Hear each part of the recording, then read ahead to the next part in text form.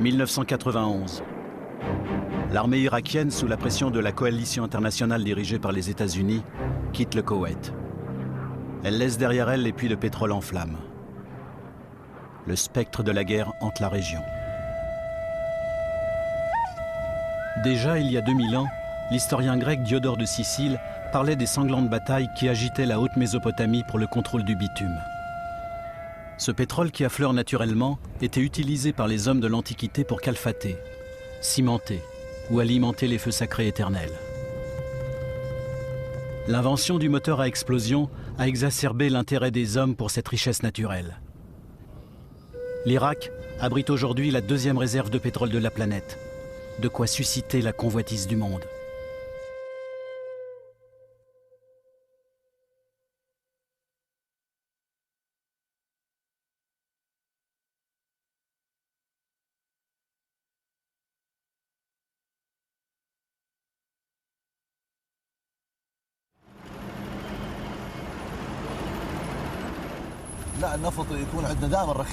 Le pétrole a toujours été bon marché chez nous en Irak. De ce point de vue, le citoyen irakien est vraiment favorisé. L'essence n'est pas chère, le pétrole n'est pas cher et le gaz non plus. Ce n'est vraiment pas un problème pour nous. L'histoire entre nous, l'Angleterre, l'Amérique et les pays coloniaux en général, c'est que ces pays veulent mettre la main sur notre pétrole.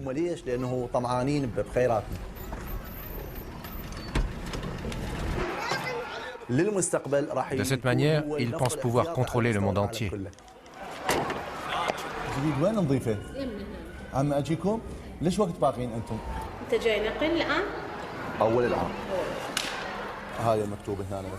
Là, vous voyez, il y a écrit huile. C'est un ticket de rationnement. Là, c'est l'huile pour toute l'année. Là, c'est les pommes de terre.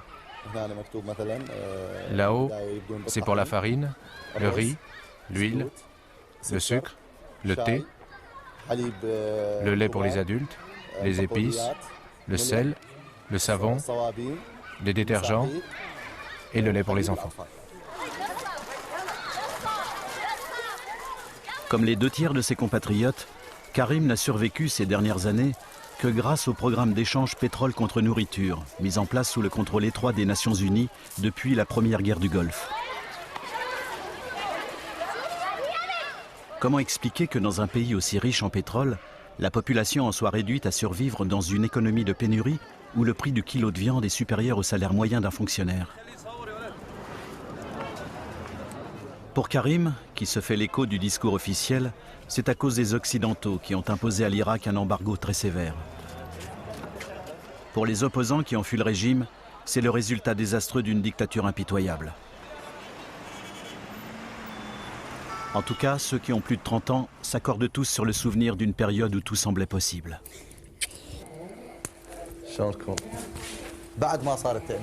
Dans mon enfance, quand j'ai commencé à être en âge de comprendre les choses,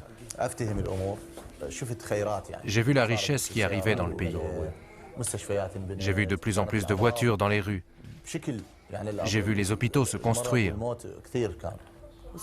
J'ai vu l'économie devenir florissante.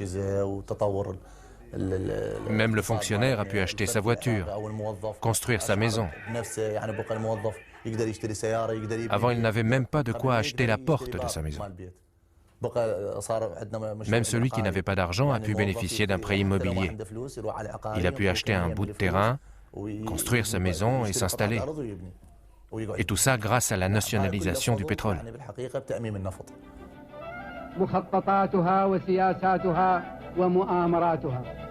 وقد أقدمت ثورتكم على اتخاذ ذلك القرار بدون تردد لأنها ثورة منبثقة من الشعب تعبر عن آماله ومطامحه التاريخية والوطنية والقومية. واعتبرت الجماهير العربية وقواها التقدمية معركة التأميم معركتها وخطوة حاسمة على طريق التحرير.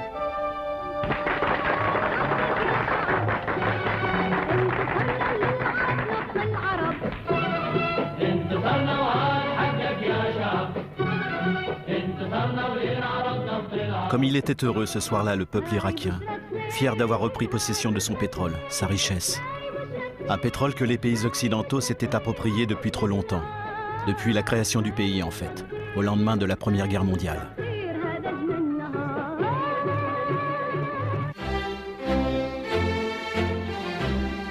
« 1920, chute de l'Empire ottoman. Les Britanniques, qui ont déjà flairé le précieux liquide, se font remettre par la Société des Nations, l'ancêtre de l'ONU, un mandat sur la région. À l'emplacement des anciennes provinces de Mésopotamie, ils établissent un royaume rebaptisé Irak. Pendant 50 ans, ils vont contrôler tout le pétrole que trouvera l'Iraq Petroleum Company. L'IPC est un véritable État dans l'État. Les Britanniques en détiennent la majorité du capital. Le reste est partagé entre les Hollandais, les Américains et les Français. Pour les revenus pétroliers, au début, dans les années 30, nous ne touchions qu'environ 12,5% de royalties sur le pétrole. Et à l'époque, la production n'était pas énorme. Moins d'1 million de barils par jour. Et puis, ça a progressivement augmenté. Mais même alors, le prix du baril n'était que d'1,72 $. Et il est même redescendu à 1,20 $ pour finalement remonter dans les années 70. Et le pétrole ne jouait pas un rôle très important dans le budget irakien. Dans les années 50, les pays producteurs comme l'Irak n'ont aucun poids face aux grandes compagnies internationales, en majorité anglo-saxonnes, celles qu'on appelle les Sept Sœurs. Pourtant, leur toute-puissance s'effrite. L'ordre ancien fait encore illusion, mais plus pour longtemps. Après la nationalisation du pétrole en Iran, puis du canal de Suez en Égypte, c'est maintenant Bagdad qui fait trembler le sol sous les pieds des compagnies pétrolières en cet été 1958.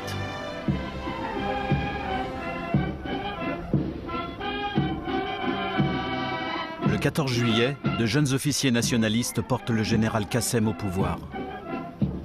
Le roi, sa famille et la plupart des ministres sont exécutés.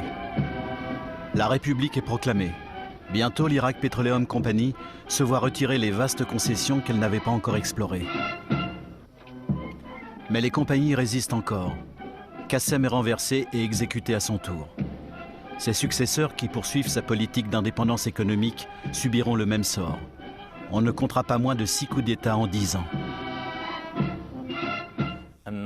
On trouve le pétrole derrière la plupart des coups d'État militaires en Irak.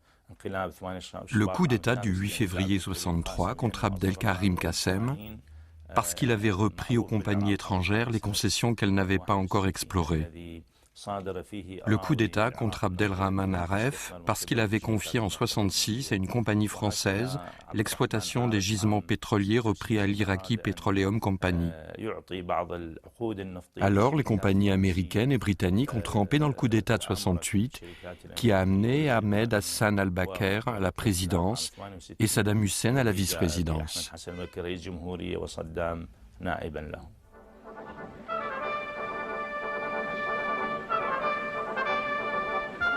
Saddam Hussein n'est encore que le numéro 2 du régime. Mais il décide des affaires pétrolières. Il prend la pleine mesure de l'étendue des gisements, notamment ceux de Kirkouk, Bassora, Rouméla et Majnoun. Il comprend vite que l'Iraq Petroleum Company préfère en faire une réserve pour l'avenir, plutôt que de les exploiter au mieux de l'intérêt du pays. La Compagnie nationale de pétrole pense plus de manière stratégique qu'économique, alors que les compagnies internationales, dès qu'elles investissent leur argent quelque part, ce qui est absolument normal après tout, ce sont des entreprises privées, eh bien, elles veulent au moins récupérer leur argent et au mieux faire le plus de profit possible. C'est normal, elles ne pensent pas aux intérêts stratégiques du pays dans lequel elles travaillent. Dans un cas, vous avez une production qui s'intègre dans un ensemble mondial. Et dans un autre cas, la politique, elle est uniquement la politique du pays producteur en question. Donc, ça ne me paraît pas impossible, en effet, qu'il y ait eu, dans le rythme de production, des raisons pour subir la critique des Irakiens. 1972, les jeux sont faits. L'Iraq Petroleum Company ne possède plus rien. la fièvre de la nationalisation touche bientôt l'Arabie saoudite, le Koweït, Abu Dhabi, le Qatar. En moins de 2 ans, tous les intérêts anglo-saxons de la région sont nationalisés. Les producteurs arabes sont désormais maîtres de leur pétrole. Les prix, les quantités à produire, tout est décidé en commun au sein de l'OPEP. L'OPEP, à cette époque, c'était une instance politique où s'affrontaient 2 camps. Il y avait ceux qui prônaient une politique nationale du pétrole dans leur pays et ceux qui recherchaient avant tout une coopération au jour le jour avec les pays consommateurs et les compagnies pétrolières internationales. À cette époque, la position de l'Irak, c'était que l'OPEP devait imposer aux compagnies pétrolières et aux pays consommateurs le respect de ces droits. Et les compagnies internationales ont bien dû se rendre compte que ce n'était plus comme avant, qu'elles ne pouvaient plus travailler avec ces pays comme dans les années 50 ou 60. Enfin, les pétroliers sont des gens qui sont prêts à faire face à des changements brutaux. On parle souvent des chocs pétroliers, la nationalisation, tout ça, ça fait partie du paysage. Pour ces nouveaux propriétaires, le pétrole devient une arme politique. En octobre 1973, la guerre du Kippour éclate entre Israël et ses voisins arabes. L'OPEP décide de réduire sa production et de multiplier par 4 le prix du baril qui en 3 mois passe à $12. L'Occident industrialisé est suspendu aux déclarations du cheikh Yamani, ministre saoudien du pétrole. Pour l'Occident, c'est la première crise pétrolière qui s'annonce. Et pour l'Irak, une ère d'euphorie qui commence. Le pétrole devient un outil du développement. Ils ont reçu le fruit de leur exploitation, de leur production, et ils en ont fait l'usage qu'ils ont voulu. On ne se contentait pas de développer le pétrole rien que pour le vendre et faire de l'argent. Il s'agissait de développer une industrie, de former des gens. L'industrie du pétrole, c'était une véritable école où on formait des tas de personnes qui allaient ensuite dans d'autres secteurs, au ministère de l'Industrie ou ailleurs. Le gouvernement entend utiliser à sa manière la manne pétrolière dont les revenus se sont multipliés par 10 en 2 ans.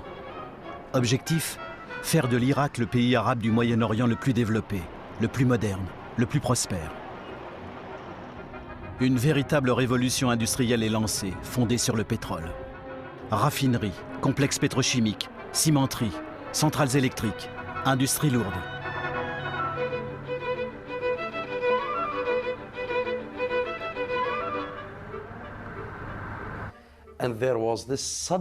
Il y a eu tout d'un coup un boom économique, une croissance énorme. Tout le monde l'a ressenti dans le pays. Et bien sûr, avec une monnaie forte, avec des revenus qui ont brusquement grimpé au plafond, ça faisait une grande différence. Dans les années 70, le reste des années 70, après 73, c'est devenu un jeu d'enfant de faire de l'argent en Irak. Il suffisait de mettre de l'air en boîte pour trouver des clients, parce que les gens avaient de l'argent. Et c'est devenu véritablement une société de consommation. Et bien entendu, l'industrie du tourisme a prospéré aussi. Les gens voyageaient à travers le monde. Ça a été l'époque glorieuse de l'Irak.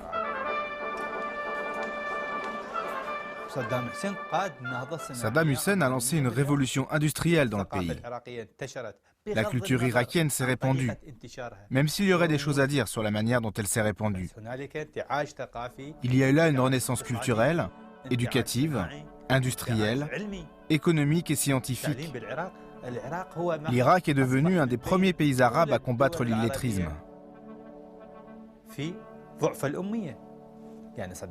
Saddam Hussein a joué un rôle essentiel dans la construction de l'Irak moderne.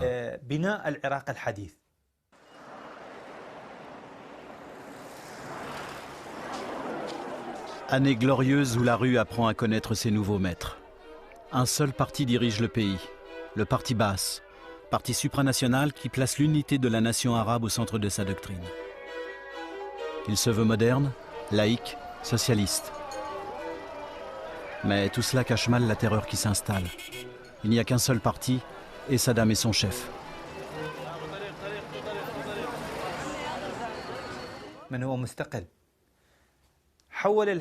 Dès son arrivée au pouvoir, il a transformé son parti en entreprise politique. Et il s'est livré à un grand nettoyage en ne gardant que les éléments profondément nationalistes. Par la suite, Saddam Hussein a observé la situation et par des menaces, des exécutions ou d'autres procédés, il a changé la direction historique du parti. Je suis revenu pour de courtes vacances et à mon arrivée, j'ai découvert que mon père venait de se faire arrêter par les services secrets irakiens et qu'il avait disparu. À mon arrivée, on m'a confisqué mon passeport et on m'a dit que je ne pourrais plus quitter le pays de nouveau. Après, cela m'a pris quelques mois pour me réorganiser et pour me faire des documents pour réussir à quitter le pays discrètement. Et c'est ce que j'ai fait, je ne suis jamais revenu. Je ne suis jamais retourné dans ma région de l'Irak. Moi, j'ai subi la torture, mais j'ai supporté. Je suis parvenu à résister et à ne pas avouer.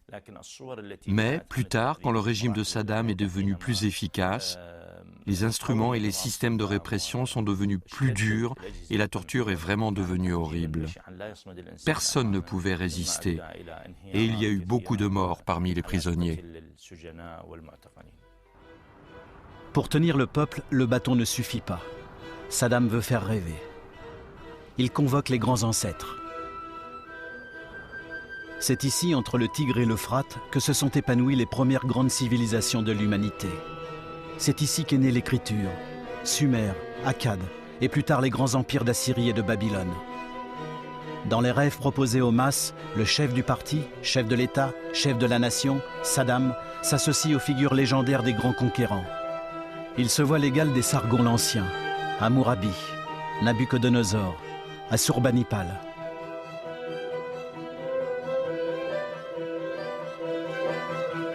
Quelques années plus tard, il n'hésitera pas à restaurer à grands frais la Babylone des Anciens, avec des briques portant des textes à sa gloire. Il pourra alors se croire près de réaliser son rêve.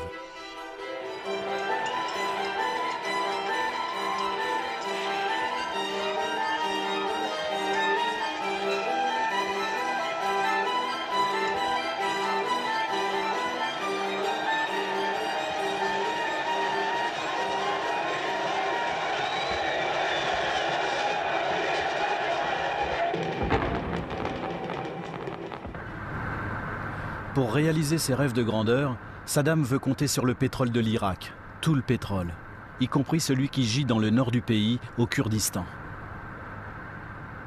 C'est un autre baril de poudre qui risque d'exploser. Même s'il s'arrange un temps avec Saddam, les Kurdes sont peu concernés par la doctrine pan-arabe du parti Baas. Depuis la création de l'Irak moderne, ils demandent avant tout leur autonomie.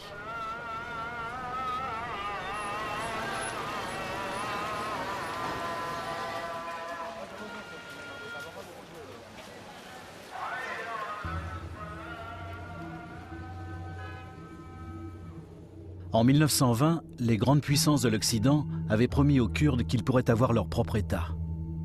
Promesse oubliée sous la pression des Britanniques qui n'entendaient pas perdre le contrôle des gisements encore inexploités de la région. Le territoire des Kurdes est alors découpé au profit de la Turquie, de l'Irak, de l'Iran. Cette décision, les Kurdes la ressentent comme une injustice. Elle les poussera à se révolter périodiquement contre le pouvoir central de Bagdad. Pour avoir la paix, Saddam reconnaît leur particularisme, leur droit à pratiquer leur langue, à l'étudier à l'école, et entame avec Mustafa Barzani, leur chef, des discussions sur l'autonomie. Mais en aucun cas il n'est question pour Saddam de renoncer au pétrole de cette région, qui assure le tiers des revenus de l'État.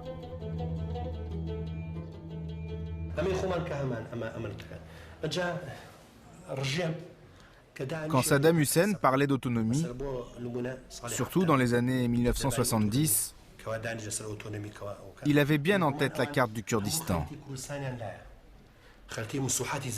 Il savait très bien où se trouvent les endroits volcaniques, les endroits où on peut trouver du phosphore ou du fer, par exemple.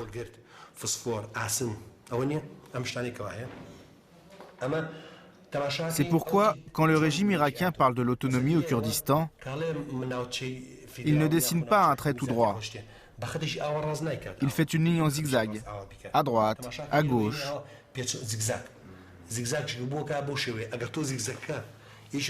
Et si on regarde bien, on voit que les zones pétrolières, les zones de richesse du Kurdistan sont toujours sous la protection du régime. Pourquoi ? Parce que si la richesse du Kurdistan était entre les mains des Kurdes, ils auraient une économie très forte. Par conséquent, les Kurdes auraient une force trop importante dans la région. Et Saddam Hussein ne voulait pas que les Kurdes puissent contrôler la production de pétrole de la région. Finalement, Bagdad décrète de son propre chef l'autonomie d'un Kurdistan redessiné, sans Mossoul, Kirkouk, Kanakin, les régions riches en pétrole. La solution est inacceptable pour le chef kurde Barzani, qui reprend les armes avec le soutien logistique du Shah d'Iran. En 1975, nouveau retournement tactique. Saddam signe avec le Shah d'Iran les accords d'Alger. L'Iran y gagne la rive gauche du Châtel arabe. La frontière se trouve maintenant au milieu du fleuve. En échange, le Shah promet de ne plus soutenir les Kurdes qui bientôt ne peuvent plus résister. Saddam peut alors déclencher une véritable politique d'épuration ethnique des villes pétrolières. Le pétrole doit être irakien et arabe. 200 000 Kurdes se réfugient dans des camps au Kurdistan ou en dehors du pays.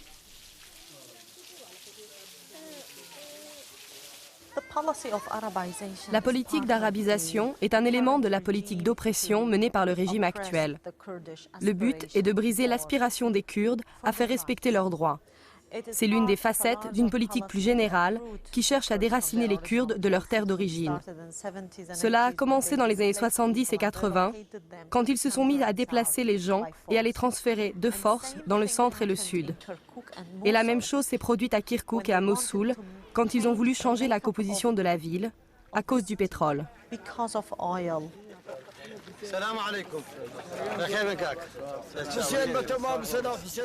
Cet homme voulait tuer Saddam Hussein, mais il s'est échappé.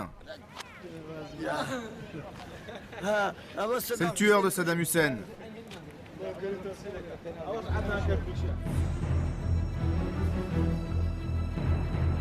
Saddam tient dorénavant en main tous ses gisements pétroliers. Ses revenus sont assurés. Il veut croire qu'il a les moyens de ses ambitions, renouer avec la Babylone de Nabuchodonosor, devenir le leader du monde arabe. Il rêvait et rêve toujours d'être le premier leader arabe à posséder la bombe atomique. Les projets nucléaires nécessitent des milliards de dollars. Et grâce à ses revenus pétroliers, il pensait pouvoir réaliser ce rêve et obtenir la technologie pour la fabrication de la bombe atomique. Ses revenus se sont multipliés par 14 entre 1973 et 1980. De quoi se forger un outil militaire toujours mieux équipé et une armée toujours mieux entraînée.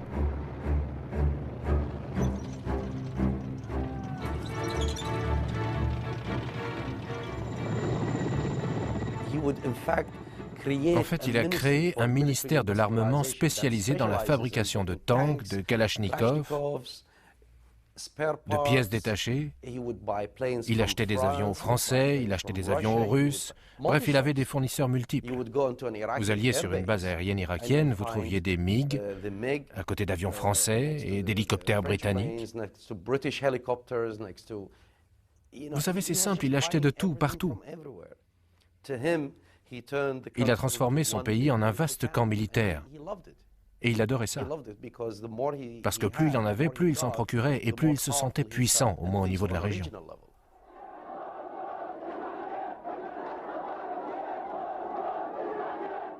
« 1979, révolution islamiste en Iran. Retour triomphal de Khomeini à Téhéran.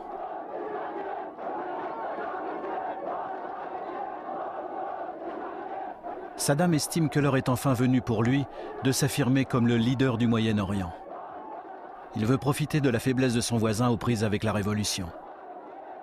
Et il peut compter sur la bienveillance de l'Occident.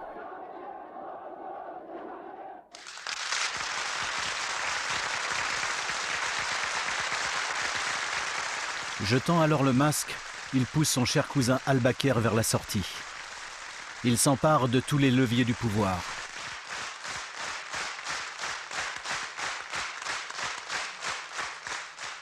Il est désormais à la tête d'un pays riche, d'un État fort, qui fait contrepoids à l'Iran. L'Occident a eu peur que cette révolution ne se répande dans toute la région. Ils ont voulu minimiser ou réduire cette révolution, ou même l'étouffer. Alors ils ont encouragé Saddam, et ils ont compté sur lui pour écraser la révolution islamique en Iran. Il faut savoir que les habitants des régions du sud de l'Iran sont des Arabes, et donc, il a prétendu que ces régions arabes appartenaient à l'Irak, et qu'il fallait libérer ces Arabes de la domination des Iraniens, qu'il a alors qualifiés de Perses.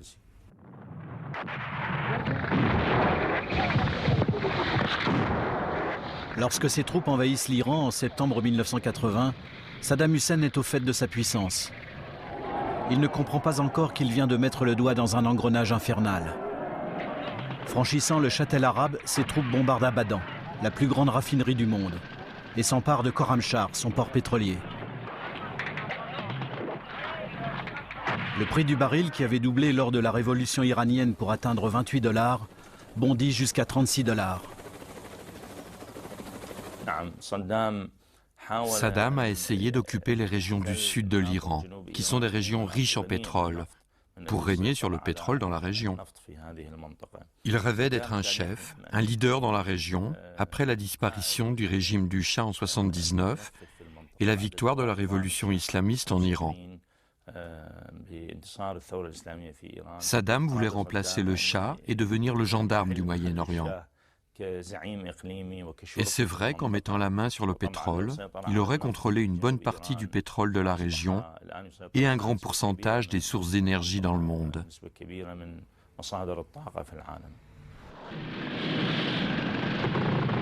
Les Iraniens se ressaisissent. Ils repoussent les armées irakiennes et s'emparent de Fao et de son terminal pétrolier. Coup dur pour l'Irak. Le pétrole exporté ne peut plus passer que par la Turquie, après la fermeture du pipeline syrien en 1982. Les revenus pétroliers de l'Irak s'effondrent, une perte de plus de 60%. Pour continuer la guerre, Saddam Hussein doit absolument trouver de l'argent.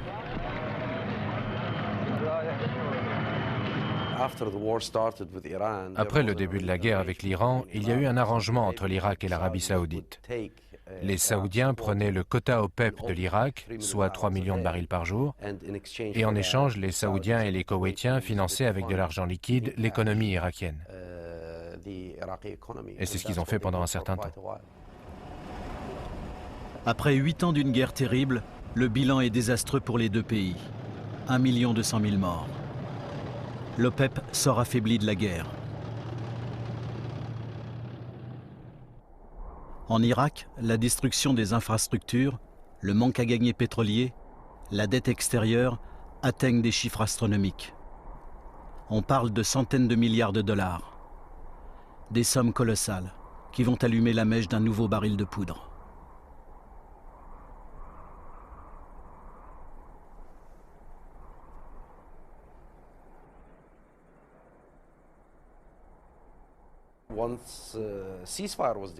Une fois le cessez-le-feu déclaré, tous ceux qui l'avaient aidé, en raison du danger iranien, ont dit « Ok, c'est bon, maintenant la partie est terminée ». Il s'est retrouvé très seul. Il n'avait plus les moyens de continuer ses projets. Il n'avait pas l'argent qu'il fallait, en tout cas pas assez. Alors il a fallu qu'il cherche d'autres sources de financement. 1988. Les prix du pétrole ont chuté jusqu'à 13 $ le baril. Saddam ne peut pas compenser la baisse des revenus du pétrole irakien par une augmentation de sa production. Il ne peut rien attendre de ses anciens alliés américains. Une fois la guerre terminée, ceux-ci ne le trouvent décidément plus fréquentable. Il attend du moins de ses créanciers, ses frères de la nation arabe comme il dit, qu'ils épongent son ardoise.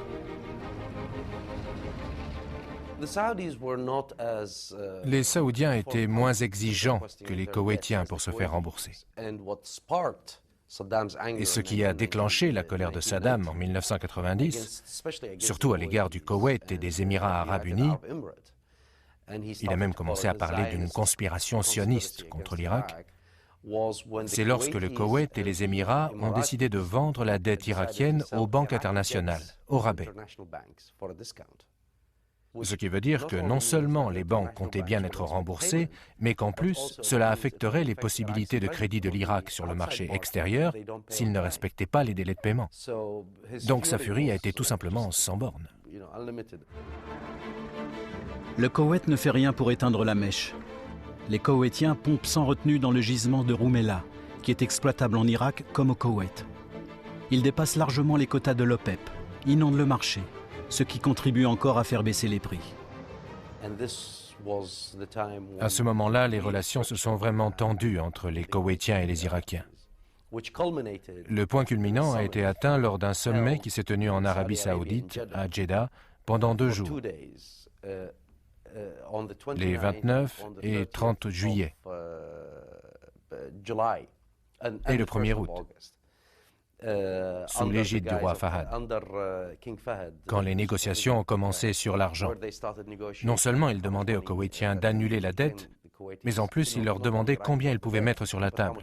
Et bien entendu, aucun accord n'a été trouvé. Et l'Irak envahissait le Koweït 24 heures plus tard. Le nouveau baril de poudre a explosé. Une coalition de 30 pays occidentaux et arabes se met en mouvement, menée par les Américains. Saddam tente bien de rallier à lui les Arabes, en envoyant quelques missiles Scud vers Israël, pourtant restés en dehors du conflit. Mais Saddam n'est pas Nabuchodonosor, qui avait mis fin au royaume de Juda. En quelques semaines, le Koweït est libéré et les Irakiens repoussés. Il laisse un pays ravagé et 750 puits de pétrole en flammes. Quant aux rêves de Saddam, ils sont anéantis.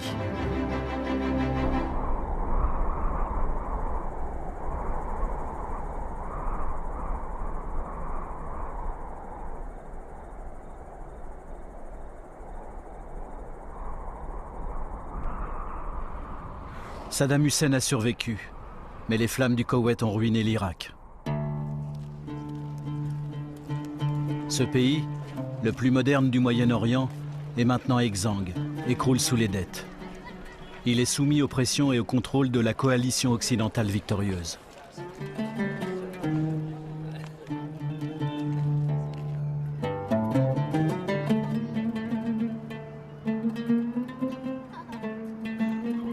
Pour prévenir une catastrophe humanitaire, l'ONU place le pays sous tutelle.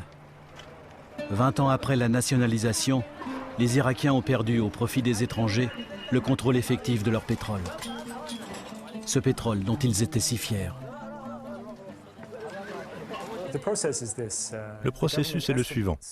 Le gouvernement de l'Irak estime la quantité de pétrole qu'il peut vendre et il en évalue grosso modo le bénéfice sur la base des prix du moment.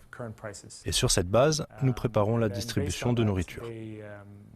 C'est le gouvernement irakien qui s'en occupe pour le centre et le sud du pays, et pour le nord, ce sont les agences des Nations Unies. Une fois le pétrole effectivement vendu, les profits sont déposés sur un compte bloqué des Nations Unies. 59% des ressources sont allouées à la partie sud et centre de l'Irak. 13% sont réservés au nord, aux 3 provinces du nord. 25% sont retenus par les Nations Unies pour un fonds spécial de dédommagement pour le Koweït, créé après la guerre du Golfe. Il sert donc aux réparations de guerre, essentiellement au bénéfice du Koweït.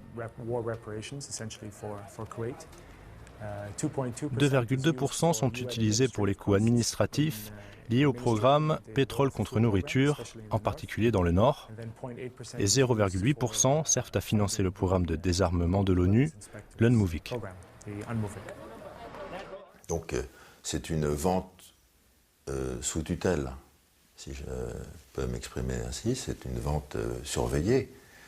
Et il y a beaucoup de compagnies, de grandes compagnies qui ont acheté du brut irakien depuis que ce système a été mis en place par les Nations Unies.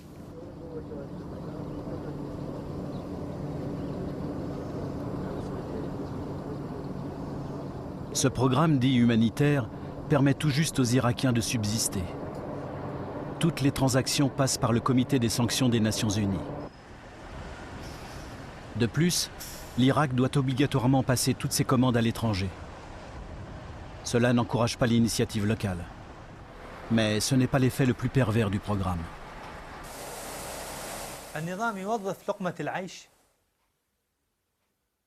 Le régime utilise les cartes de rationnement pour garder le citoyen irakien sous sa coupe.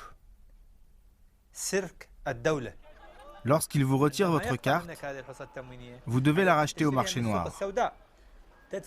Et là, ça vous coûte le double de votre salaire mensuel. C'est pourquoi le citoyen se dit, finalement, c'est mieux de marcher avec l'État pour ne pas perdre mon pain quotidien. Ce qu'a gagné Saddam Hussein, c'est qu'il est arrivé à étouffer toute révolte dans le peuple. Même si ce programme humanitaire existe effectivement, il ne répond qu'à une partie des besoins de ce pays. C'est clair, il ne peut certainement pas se substituer à une vie économique normale. En plus, nous n'avons pas de données officielles là-dessus, mais nous avons pu constater que la pauvreté a augmenté en Irak de manière dramatique. L'Irak, dans le temps, c'était un pays riche. Maintenant, c'est un pays pauvre. Nous avons perdu 300 milliards de dollars en 10 ans, du fait de ne pas avoir atteint notre objectif de 6 millions de barils par jour, du fait de ne pas produire à la mesure de nos capacités.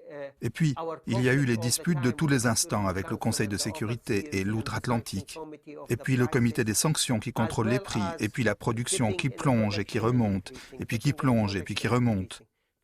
300 milliards de dollars, ça veut dire 30 milliards de dollars par an.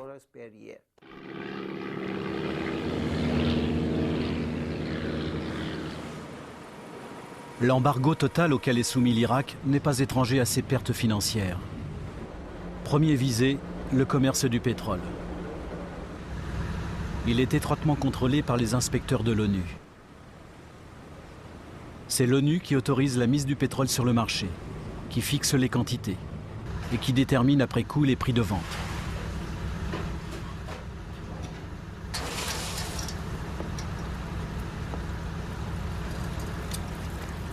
Sous le régime de la dictature, ce mécanisme bureaucratique a bloqué le redémarrage économique de l'Irak. Mais il n'empêche pas la contrebande du pétrole.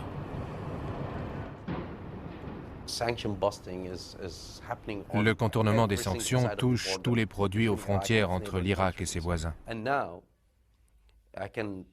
Et aujourd'hui, je peux vous affirmer que ce contournement génère 6 milliards de dollars par an.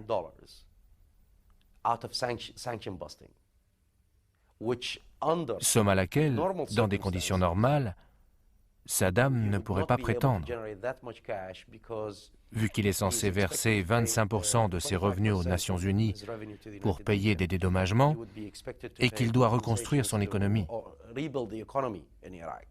Et aujourd'hui, il a une excuse. Nous sommes sous le régime des sanctions, nous ne pouvons pas faire grand-chose. Mais en même temps, il fait de la contrebande de pétrole avec la Syrie, la Turquie, les Émirats arabes unis, l'Iran et la Jordanie.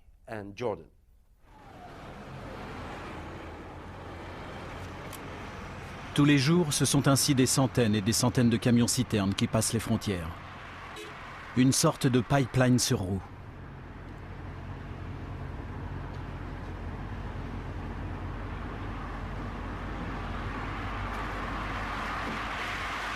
Les chauffeurs disent que leur cargaison est légale. Les hommes de l'ONU ne sont pas là pour le vérifier.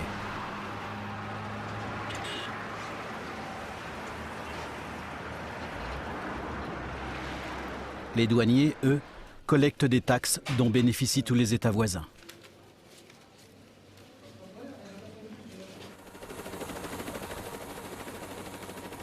Le plus gros de la contrebande se fait dans le golfe arabo-persique, avec la complicité des douanes de l'Iran et des Émirats arabes unis. Tous les moyens sont bons pour échapper à la force maritime d'intervention de l'ONU.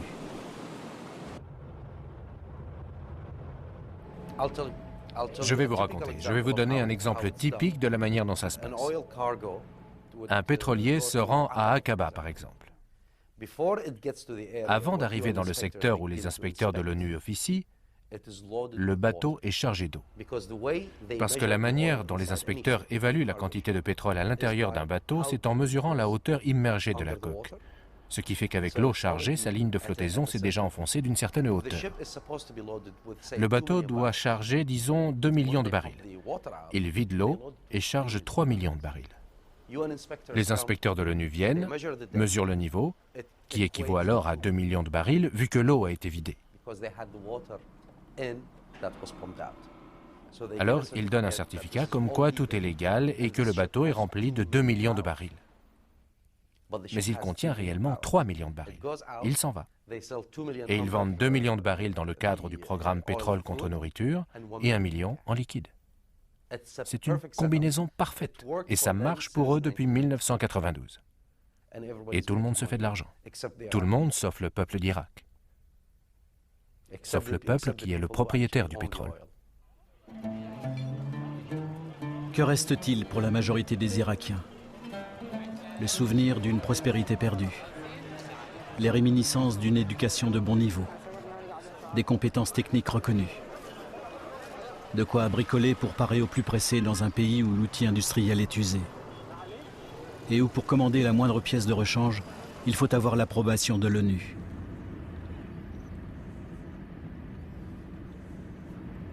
Mais c'est au Kurdistan qui échappe à la domination de Saddam Hussein que l'héritage des années glorieuses donne paradoxalement ses meilleurs fruits.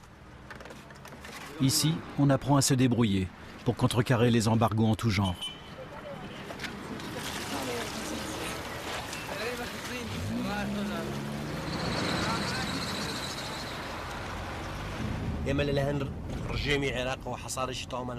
Nous avons subi un embargo total sur le combustible de la part du régime irakien. C'est pourquoi les populations ont commencé à couper les arbres dans les montagnes pour l'utiliser comme combustible. Ce chemin que nous avons parcouru depuis Souleymania, ce beau Kurdistan là sous vos yeux, eh bien tout était forêt. Et maintenant, il n'y a même plus un arbre.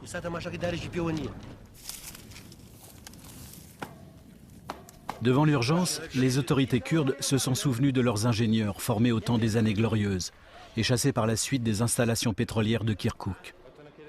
Ils retrouvent l'esprit pionnier de leur jeunesse.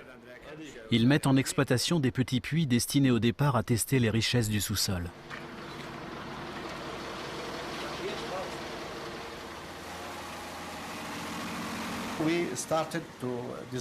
Nous avons commencé par construire une petite raffinerie avec du matériel et des équipements qui se trouvaient dans des usines au Kurdistan. Notre équipe a commencé par rassembler du matériel, utiliser les installations de l'usine de sucre, en particulier les citernes, les murs, les pompes, les tuyaux. Nous avons commencé comme cela dans la raffinerie de sucre.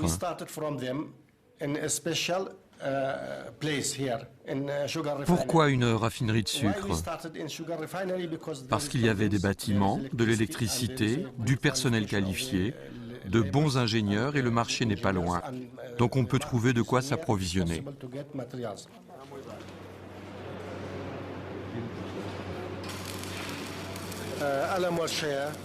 Vous êtes ici dans l'atelier de mécanique. C'est ici que nous fabriquons tous les matériels, machines et outils dont nous avons besoin, à partir de matériel de récupération. C'est ainsi que nous avons fabriqué nos fours et nos tours. On répare aussi tous les matériels et les machines en panne. Et nous avons fabriqué, par exemple, les mélangeurs que nous utilisons. Tout est fabriqué sur place et ensuite monté sur la raffinerie.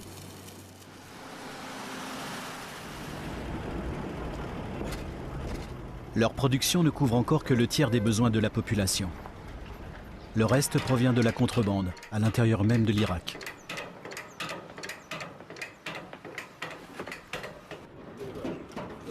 D'où vient ce pétrole? Il vient de Kifri, en Irak. Et comment il arrive ici? Il arrive clandestinement. Oui, il arrive clandestinement. Normalement, il arrive le soir.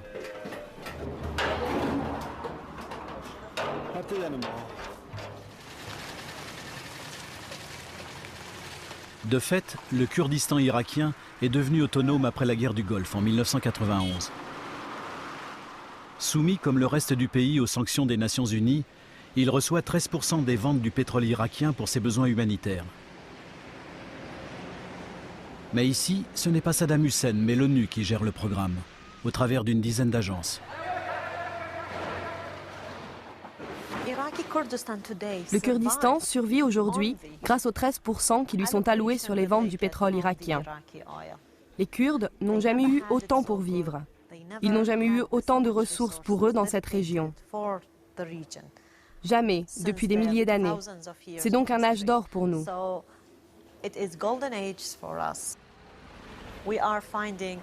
Le résultat est impressionnant.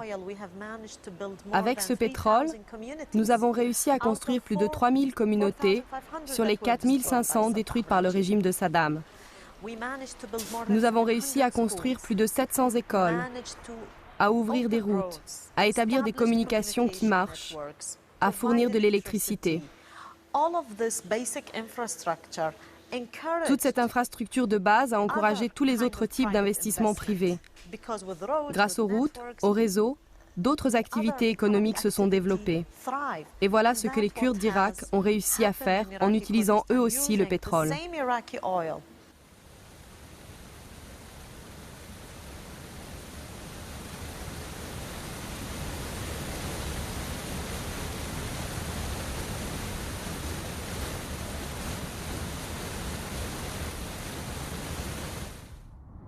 En Irak, l'avenir n'est peut-être pas aux dictateurs. Ils sont de mauvais prophètes. La question demeure. La tutelle internationale permettra-t-elle au peuple irakien d'exploiter et de vendre son pétrole? Sur quelle base le pétrole irakien devrait-il être confisqué par les compagnies internationales? Des choses pareilles, ça ne se fait plus dans le monde actuel. Non, je pense qu'avec la mentalité irakienne, l'industrie pétrolière nationale ne va rien changer à sa politique. C'est la mise en place de cette politique qui va être différente. Ce que je veux dire par mise en place, c'est que le meilleur gagne. Reste à savoir qui décidera. Des Irakiens, des compagnies internationales, des gouvernements des grandes puissances.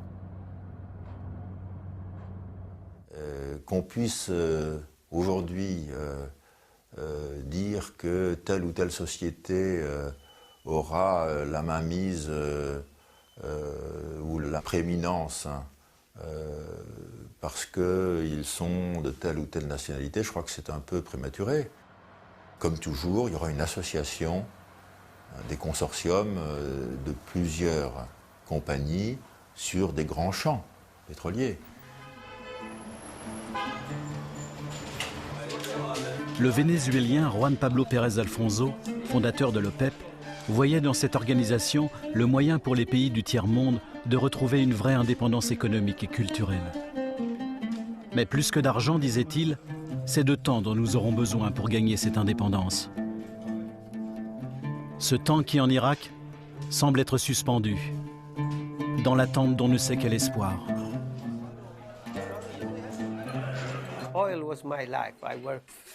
Le pétrole, ça a été ma vie. J'ai travaillé 42 ans dans l'industrie pétrolière avant de prendre ma retraite. J'ai connu l'âge d'or de l'Irak, entre 1976 et 1980. Puis j'ai connu la tragédie de la guerre entre l'Iran et l'Irak, et puis la tragédie de la guerre du Golfe, en 90 et en 91. Et puis j'ai connu les sanctions économiques. Alors vraiment, après avoir connu cet âge d'or de 75-80, où tout le monde était heureux, dans un pays qui se développait à grands pas, et quand maintenant je vois ce qui s'est passé, ce qui se passe à l'intérieur de l'Irak depuis les années 90, honnêtement, tout ce que je peux dire, c'est que le pétrole en Irak, ça a été une bénédiction et aussi une malédiction. Juan Pablo Pérez Alfonso disait aussi que le pétrole est l'excrément du diable. Allahu Akbar, Allahu Akbar, Allahu Akbar, Allahu Akbar, Allahu Akbar. Subhanallah, subhanallah, subhana rabbi al-a'la wa bihamdi. Allahumma salli ala Muhammad wa sama Allah liman hamida. Subhana rabbi al-a'la wa bihamdi. Allahumma Allahumma rabbi as'aluka bihaqq Muhammad hamid. Allahumma rabbi antal ghafur rahim faghfir li dhunubi warhamni. فأنت خير الغافرين يا رحمة الله. اللهم صل على محمد.